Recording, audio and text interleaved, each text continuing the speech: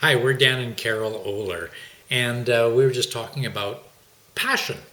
And I've got a friend that was telling me, he's a really good golfer, and he was telling me about some coaching and some training that he took last summer that he was able to take several strokes off of his game, and he was so excited about that. And that's kind of cool, eh?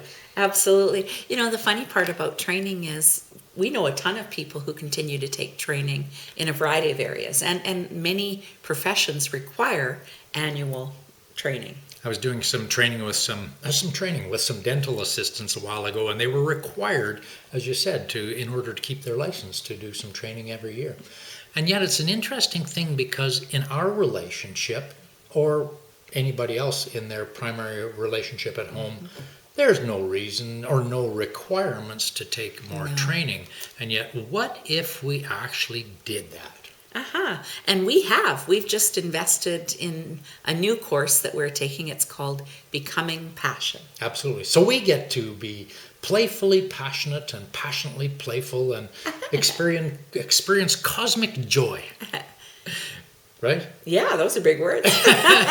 Yeah, and so we invite you to look for ways that... Well, before you get too far into that, it's really interesting because what we hear oftentimes in relationships is, people are resistant to take any kind of training to develop and to enhance their relationship because they think that there's something, if they do, there's got to be something wrong with them, rather than there's everything right and they're just making what they do better.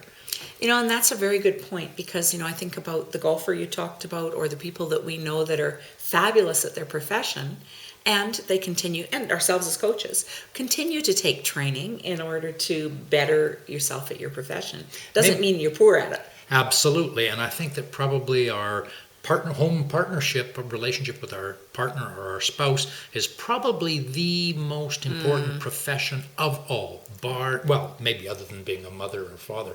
Although I guess that can't happen unless we've got the good relationship at home. Yeah. So there you go. We invite you to consider your relationship and what might happen if you were to take some training to make it even better than it is now.